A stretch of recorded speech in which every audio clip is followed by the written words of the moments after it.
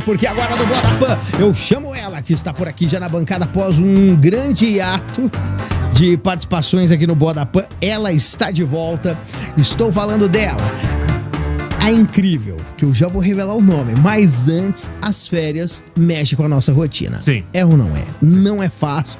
Eu sei agora com experiência de causa. As emoções e também as relações familiares para ajudar pais, mães, a gente aqui do Bodapan entender melhor esse momento. Bodapan recebe ela, que é psicóloga, pedagoga, escritora, com mais de 30 anos de atuação no desenvolvimento humano, trazendo reflexões, dicas, práticas para esse período que é difícil. Ela, Daniele Lourenço. Grande Daniele. Dani, que bom ter você de novo aqui no Boa, hein? Olha, fazia tempo que a gente não se via, hein? Eu já tava com muitas saudades, Fernandinho. Você não me chama, não vem. Não, inclusive, tanta coisa aconteceu, né? De lá pra cá, teve pandemia. Eu saí também em 2022, voltei em 24. Então foi um grande período, né, que a gente não se via. Pô, que legal ter você aqui, hein, Dani? Obrigada, eu tô muito feliz de ter voltado e já aproveito para desejar para todo mundo um 2026 maravilhoso. Ah, legal, Dani. E a gente tá aqui falando do período de férias, né? Que você teve trabalho muito bacana, né? Com crianças, os pais também. Não é fácil passar por esse período, né? Tem muitos pais de primeira viagem, eu vou falar que é a segunda de férias escolares, é o primeiro ano que eu tô tendo. O Vicente ficou já em creche, essas coisas, mas de férias escolares, que agora ele tá com 4 anos e meio, é a primeira vez. E olha, haja criatividade e disposição, né?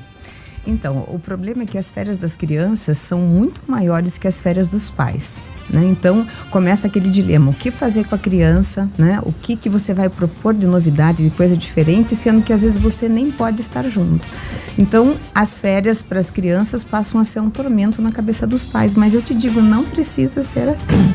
A gente pode tornar esse momento das férias das crianças também super prazeroso e lembrar que quando a gente faz as coisas em conjunto, em comunidade, fica muito mais fácil de ser e de viver, porque tem outros pais que estão vivendo a mesma situação, né? Então, aquele grupo de pais que você conheceu lá no WhatsApp da escola e que muitas vezes você usou para lembrar a tarefa, falar mal da professora e marcar algum rolê durante o período letivo, gente, resgatem esse grupo, esses pais estão com a mesma dificuldade de vocês. Então, olha, hoje eu vou ser a mãe do rolê, vou levar todo mundo pro cinema, vou colocar as crianças lá num parque para jogar bola, e com isso as crianças vão ter atividades muito variadas com pessoas diferentes e vão fortalecer os vínculos sociais, né?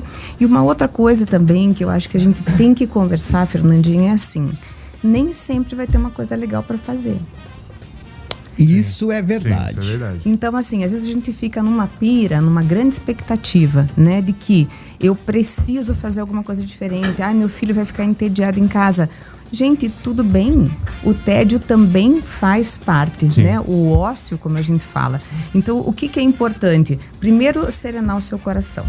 A gente é o pai que a gente consegue ser, né, da melhor maneira, com aquilo que a gente pode prover de melhor para os nossos filhos. Então, eu sou a melhor mãe para o meu filho, eu sou o melhor pai para o meu filho, de acordo com a nossa realidade. Segundo, a vida não é não é carnaval todo dia, né? Então, É bem a isso gente mesmo. tem, né, a gente tem momentos em que a gente não vai ter nada para fazer, e isso também é muito bom. A gente vem com uma geração aí extremamente ansiosa, né? Muito agitada e que tem uma dificuldade muito grande, e as professoras aí podem, né, podem reforçar ou me corrigir, em sala de aula com uma grande dificuldade de foco, de concentração, porque eles vêm nessa coisa de fazer uma coisa diferente. Ai, copiar do quadro é chato. Ai, porque a conta é chato. Sim, a vida tem coisas chatas. E as férias também podem ser um momento, né, de eles vivenciarem esse ócio, esse tédio, porque às vezes não, o tédio vai fazer com que a criança busque coisas para fazer. E buscando coisas para fazer, ela vai estar despertando a criatividade, a iniciativa e o protagonismo. E nessas horas, uma caixa de papelão vira um castelo muito legal. Ou vai virar uma televisão, ou vai virar uma pista de corrida, sei lá. Isso é verdade. Eu tô tendo essa experiência atualmente, porque tudo que a gente vê ali na casa, ou pega, sei lá, uma caixa de tênis, do Vicente virou uma brincadeira no final de semana, né? Até ela ser recortada ali, mas foi virando coisa. Então é bem isso mesmo, a gente acha que não tem, né, um valor ali em algo e acaba que vira uma baita de uma brincadeira, né? Então tem bastante coisa, né, que dá pra fazer, né? E às vezes assim, não sei se vocês já viveram essa experiência, né? Comprou um presente super caro, elaborado, tecnológico pra criança, porque ela queria, ela pediu no Natal, aquela coisa toda. Até às vezes a gente faz uma vaquinha em família, porque são coisas mais caras. A criança brincou uma semana e depois aquilo perdeu a graça. Não sei se vocês já vivenciaram isso. E às vezes ela brinca mais com aquilo que a gente tá falando da caixa. Às vezes você dá o brinquedo, o presente, a criança ela vai brincar com a caixa. É. Sim. Então o que acontece? Por quê? Porque o protagonismo da criança, essa criatividade, aquele brinquedo ali não permite. Então, investir menos no material e mais nas oportunidades, né? Com esses materiais alternativos e assim, confiar que seu filho vai se virar, ele vai achar alguma coisa para fazer, ele vai brincar e dizer, olha, eu vou te desafio, tem uma caixa aqui, umas tintas e tal, o que você vai fazer? O que você vai inventar para mostrar para mim? E aí as férias vão ter um outro gosto e vão gerar outras memórias. Olha só, hein? Hoje Dani Lourenço, ela que é psicóloga, pedagoga e escritora. Daqui a pouquinho a gente vai falar mais sobre o livro da Dani, né? Aqui no Boa da Pan. Mas olha, você que acompanha o Boa da Pan vai lembrar dela. Já teve algumas vezes aqui no Boa, né? Dando boas dicas. Porque a gente que é pai e mãe sabe como que é a realidade, né? Quem tá de fora é fácil dar pitaco, mas agora e a Dani é uma super mãe, né? A Dani, a criançada tá com quantos anos agora? Nossa, meus filhos, já tô querendo que eles me deem netos. O Felipe tá com 22 e a Manu 29. Olha só, passou rápido, hein? Essa história de, olha, aproveita enquanto eles são pequenos, porque passa rápido. A gente naquele desespero, no sono, no cansaço, diz, ai, que cresça de uma vez. Gente, passa rápido e depois a gente sente uma saudade imensa, né, do tempo em que a gente podia sentar para brincar e que a gente era o super-herói, as figuras mais importantes da vida da criança. Porque quando eles entram na adolescência, as portas e os ouvidos se fecham. E só vão se abrir de novo quando eles entram na época da vida adulta e a gente passa uma fase de perrengue, torcendo pra adolescência passar. Parece que tá sempre torcendo pra passar, né? A fase assim, sempre entra em alguma fase que você fala, meu Deus, quando é que acaba? Falando em fase, ele que é pai já de adolescente. Ele que entrou agora no chat. Cheguei. Nosso querido professorzinho Heleno do Brasil, professor Lelo Matos, boa tarde, meu querido, tudo bem?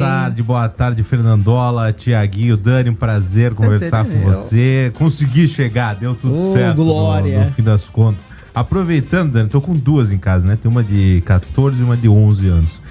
Uma outra coisinha que dá pra gente fazer também, às vezes a gente subestima a criança na capacidade dela de, sei lá, cozinhar junto com a gente, sabe? Fazer coisas da rotina que normalmente não dá tempo da criança fazer, porque é a correria do dia a dia. Às vezes trazer então a criança pra rotina da casa, ensinar coisas novas, as férias acabam sendo um bom momento também, né? E a cozinha é o coração da casa. Sim. E ali eu acho que a cozinha é uma fabriquinha de memórias, né? Teve uma vez, olha só, que eu fui numa palestra com uma nutricionista. E ela tinha uma pegada assim, orgânica, aquela coisa toda. E eu fui por ir, aí ela no meio da palestra me solta uma pergunta assim. O que é que você cozinha para os seus filhos com aquele mesmo afeto, né? Que a comida de vó não é boa pelo tempero, é pelo amor que se coloca ali. Então, qual é a comida que você cozinha que vai gerar essa memória afetiva e de amor nos seus filhos? Daí aquilo me deu assim... porque eu não cozinhava nada, não fazia nada com eles em casa. Eu falei, nossa, meus filhos vão lembrar de mim levando eles no McDonald's. Tipo, olha a memória. E a partir dali, então, eu comecei a cozinhar e sempre que possível colocá-los juntos. Então, assim, a gente tem a torta da banana, né? Torta de banana que a Dani faz, que a mãe faz, que é a coisa gostosa. E essa memória pode não, ela deve ser construída na infância. E a gente pode começar com coisas muito simples. Uma bolachinha, um bolo, né? A criança se sente, assim, valorizada. É como se você dissesse para ela, eu acredito tanto em você que você está aqui junto comigo, né? Então, você já vai ensinando noções de matemática, você vai contando as histórias de como aquele bolo, de como aquela bolacha chegou, ou se você tiver uma referência anterior da avó, da tia, da mãe. E isso vai direto pro coração da criança e isso não se esquece. Porque às vezes os pais dizem assim, puxa, tá difícil o relacionamento com meu filho adolescente, com meu filho adulto. Mas aí fica a pergunta, né? Você foi presente na infância? Porque pra gente estar presente na vida do nosso filho amanhã, a gente tem que estar atuante intencionalmente no hoje. Boa. Porque as relações se constroem. E a construção vem desde lá de bebezinho, com a presença, com essa inclusão nessas atividades cotidianas. Gente, arrumar a cama pode ser uma coisa muito legal, aquela bagunça com o lençol e levante, estica. Para a criança aquilo é uma sensação de pertencimento que não tem brinquedo ou local que você possa ir que seja tão relevante, tão importante, tão impactante na formação dessa criança. Sentir-se amado e sentir-se pertencente àquele núcleo familiar tem um valor que ela vai levar para a vida toda. E olha que isso aí, gente, é algo bem importante mesmo, você... É verdade, né? Tá presente ali, porque uma coisa que me impactou, não vou lembrar quem e como que foi a história, mas Vicente, o nome dele. Não, foi de algum pai, ou da criança, eu não lembro qual foi a história, mas isso ficou meio que marcado assim em mim, que o pai não sabia, a criança estava triste, que o pai não sabia o tamanho do sapato, do tênis. Cara, olha que loucura isso, né? São esses detalhes, como a Dani falou, você não prepara nada pro filho, imagina só que doideira isso, né? Eu tenho essa preocupação. Eu acho que eu e o Vicente, a gente tem uma receita que a gente faz juntos todo dia de manhã, que é uma panqueca de banana que a gente faz. E a gente tem essa conexão, que ele vai junto fazer, ele gosta, ele come, então eu acho que é uma coisa que eu acho que ele vai lembrar quando ele já é mais velho, vai lembrar da infância que a gente fazia isso junto. Então acho que é muito importante. Esses detalhes, né, fazem a diferença, né? Na verdade, tem até um vídeo que eu gravei, que eu coloquei lá no meu Instagram, que eu já aproveito para divulgar. Por favor, que é o @Daniele com 2 L's Lourenco, né? Olha só que massa. Uma mãe, ela colocou no balcão, um balcãozinho baixo em casa, um pequeno sino. E qual é o código, qual é o rito? Cada vez que a criança quer um abraço, ela vai lá e toca aquele sino. Eu vi isso, e ela vem legal. E abraça a criança, né? Então, assim, aquilo, nossa, calou muito fundo no meu coração. Primeiro porque, pelo menos na minha época, né? Quando eu fui criança, a gente não era estimulado a falar dos sentimentos e muito menos pedir, né, essas demonstrações de amor. Falar, puxa, hoje eu preciso de um abraço. Então, ela criou uma coisa de uma simplicidade, mas ao mesmo tempo de uma magnitude assim, absurda. Então, assim, quando a criança precisa de um abraço, ela simplesmente sinaliza para a mãe, recebe o abraço, não precisa explicar por que ela quer o abraço, se é porque ela está feliz, se é porque ela está triste, e isso cria uma vinculação incrível. Então, isso que você está contando da panqueca de banana é esse código, é esse sino, é esse rito do café da manhã. Como eu tive, por exemplo, com a minha avó. Ela todo dia fazia o café da manhã. Então, o cheiro de café para mim lembra Nena, que lembra amor, que está escrito lá na minha alma, né? Então, lembra a minha infância. Então, são coisas muito simples. Eu acho que às vezes a gente tem tentado rebuscar demais a vida, tá preocupado com a formação dos nossos filhos, que eu acho que é bem significativo, importante, mas que é o inglês, que é o esporte, que é não sei o que lá, tudo bem, mas não deixemos de olhar para o simples, que é aquilo que está ao nosso alcance todo dia e que vai realmente fazer a base de sustentação para ser um adulto que tenha autoestima, que tenha segurança, que consiga se posicionar e dizer um não quando é necessário, né? Porque às vezes eles vêm, né, para a adolescência com uma carência afetiva. Todo mundo fala do pai solo e da mãe solo, e eu vou dizer para vocês que tem muito filho solo por aí, que se criou com a internet, com empregada, com a escola, porque os pais não... Talvez porque, né, a gente não dá o que a gente não tem, então não é uma questão de julgamento, é uma questão de análise dos fatos. Então essas crianças que são filhos solo, elas chegam na adolescência com uma carência absurda e elas fazem de tudo para se inserir em algum grupo social. E aí, às vezes, elas têm o azar, né? A infelicidade de se inserir num grupo que usa drogas, que pode ser violento, e a própria internet também traz muito esses grupos, né, que incentivam automutilação e enfim, aí já vamos para um outro lado, mas enfim. Então, quanto mais a gente conseguir sedimentar esse caminho de amor, né, de pertencimento, mais seguro ele vai estar na adolescência quando você não vai estar junto. Sim. Então, aquela coisa assim, é primordial, essencial a gente trabalhar nessa primeira infância para que a gente consiga colocar a nossa cabeça no travesseiro um pouquinho mais tranquilo na adolescência, porque no final das contas o resultado da criação vai ser quando você não tá junto, né? Exatamente. E quando você tá, ele vai fingir o que você... bonito, hein, filho? Não, foi lindo. Eu decorei. Eu decorei. Ele anotou ali pra inserir na fala. Eu falei em algum momento, eu vou encaixar isso aqui. Me respeita. Ele tá guardando desde o ano passado. Lógico, eu tô segurando pro momento. Porque é isso, né? Na frente ali eles vão fazer aquilo que agrada, sim, né? Sim. É quando você não tá mesmo que você vê qual é o efeito da criação, né? É igual cachorro. Pelo amor de Deus. Dani, tem uma coisa que eu sofri muito com isso, mas com muita terapia eu consegui superar, né? Que é a questão da gente ter medo de errar também. A gente tem muito medo, eu pelo menos passei muito por isso, de achar que eu tenho que ter todas as respostas. Eu sou o pai, a vida dessa criança depende de mim, eu tenho que saber tudo que eu tô fazendo. Mas eu aprendi que dá pra participar a criança nesse processo de errar também, né? Que aconteceu, eu falei aqui ano passado da tal do pavê de cupuaçu, que eu fiz passei a receita e tudo, pra sobremesa da ceia de Natal, e minha filha mais nova fez junto comigo. E ela nunca tinha comido cupuaçu, eu também não, então a gente provou junto, a gente tentou a primeira vez, deu tudo errado junto, e aí eu notei que aquilo ali foi muito rico, foi como se a gente tivesse passado o dia num parque, sei lá. Ela terminou o dia feliz, sabe, aquela quando a criança termina cansada, pô, quero dormir, que foi um dia bacana, cheio de coisa. Então eu notei ali que eu não sabia o que eu tava fazendo e que deu tudo certo no final. Coraçãozinho, isso que você traz é sensacional, porque assim, a gente tem essa ilusão, né, de querer ser perfeito, o herói dos filhos. Só que muitas vezes com isso a gente passa uma imagem equivocada. Minha mãe não erra, meu pai dá conta de tudo, eles são um sucesso. Então a criança e o adolescente não consegue lidar bem com o erro. Então, quando eu compartilho o meu erro, quando eu rio do que eu fiz de errado, ou quando eu digo, hoje eu tô muito triste, ou então hoje meu trabalho foi um saco, eu tô puto.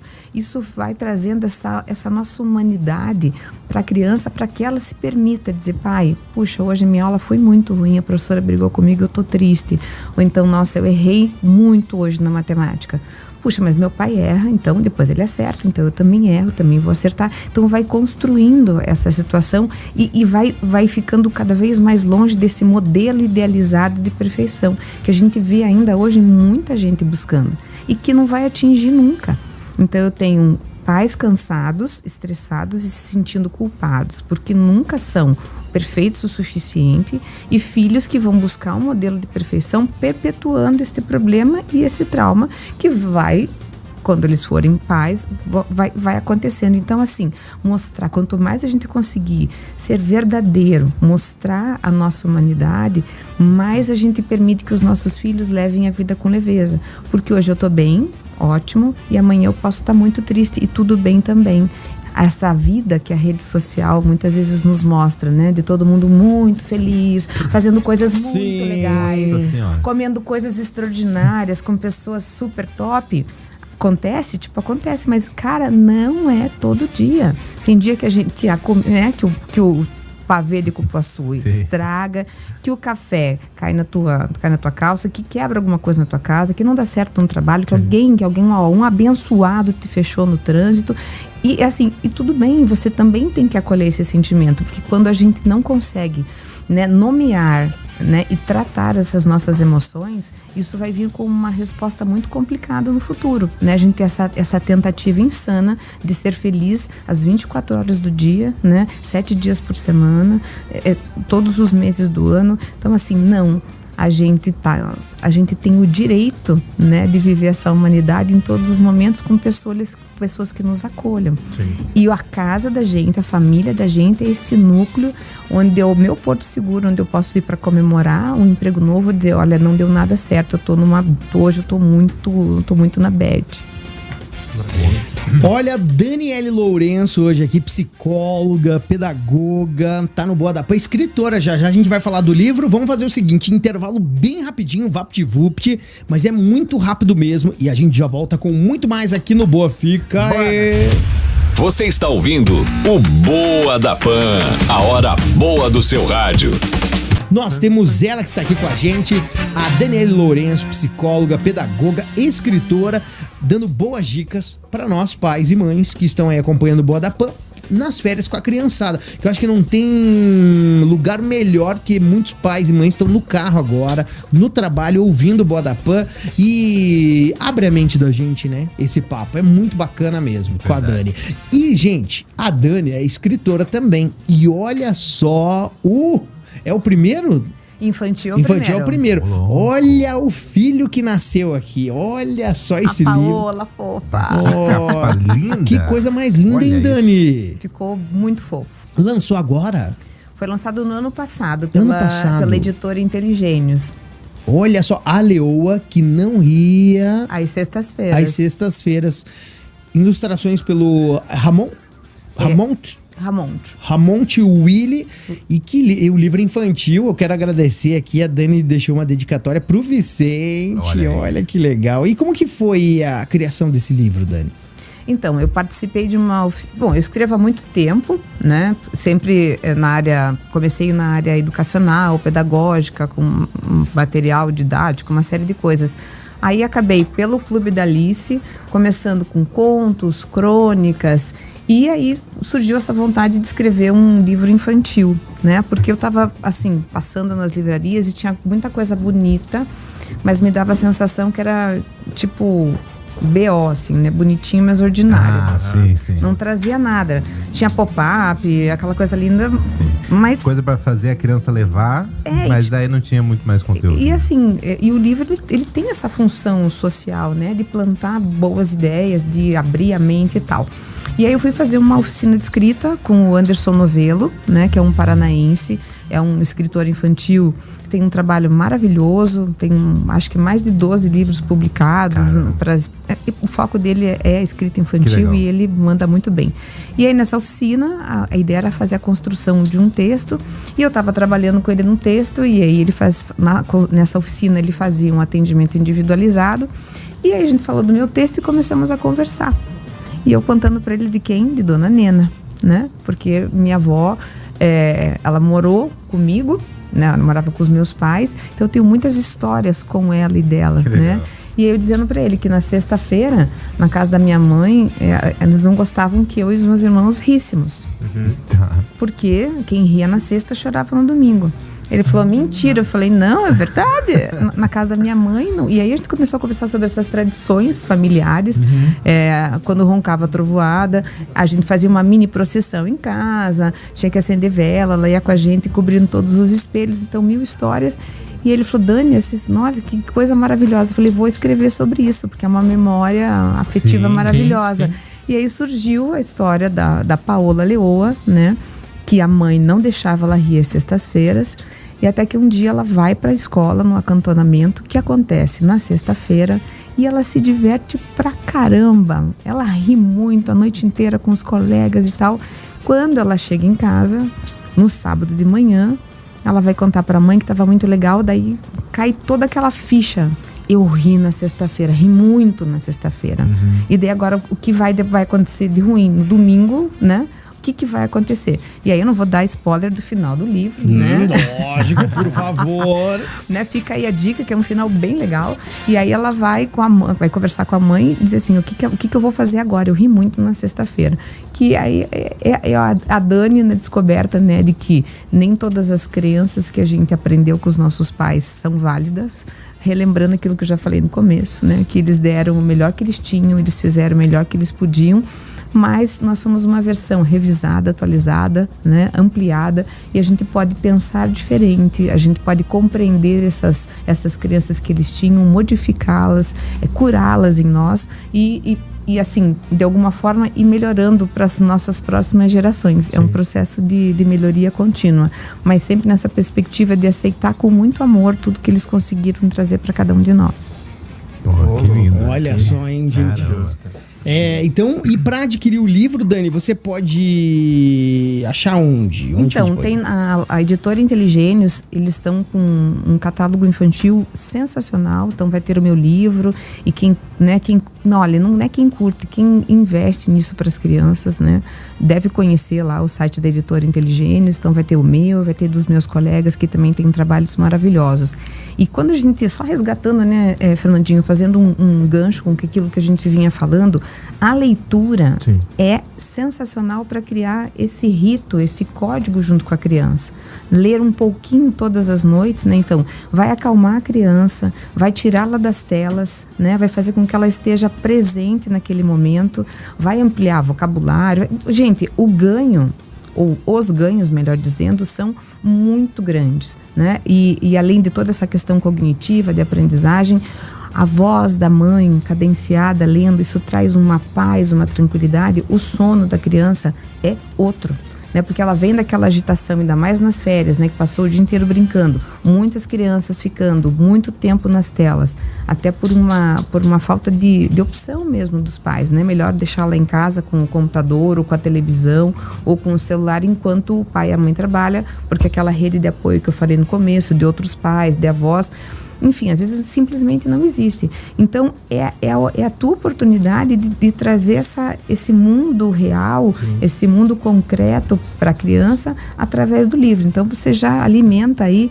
uns 3 coelhos com uma cenoura só, né? Você tira das telas, você cria uma memória afetiva e você faz um ritual, né, de conexão muito legal com seu filho. Inesquecível. Olha só, hein? Maravilhoso. Dani Lourenço, olha, eu tenho que agradecer a tua presença aqui no Boa da Pan. Sempre é uma aula. Sim. E é uma pessoa iluminada, né, gente? Traz paz, né? E ainda joga luz num assunto de uma forma leve, tranquila, muito doce, diria. Muito legal. E Dani, para encontrar você nas redes sociais... Tranquilo, é o @Daniele com 2 L's Lourenco. Vai ter lá do livro, vão ter uns vídeos que eu tenho colocado para pais, para aqueles que não são pais, enfim. Porque os pais, eu tenho todo um carinho, porque na condição de mãe, eu sei que a gente se sente assim, muito perdido. A mãe, a partir do momento que ela sabe que ela está grávida, automaticamente acopla nela uma mochila chamada culpa, e ela vai só acumulando ali, um negócio muito louco que acontece com a gente. Então, é uma maneira, assim, de tornar essa maternidade, essa paternidade mais leve, mas tem conteúdo para todo mundo. E eu que agradeço. Quando você quiser e puder, eu tô super à disposição. Adoro vir aqui conversar com vocês. Muito obrigada. Dani, se prepare. Eu que agradeço em nome de todo o Boa da Pan. Pode ter certeza que em 2026 você vai aparecer muito por aqui no Boa da Pan, hein? Viu? Salva de palmas, Dani Lourenço aqui no Boa da Pan. Essa fera aí, meu. Ai, gente, olha...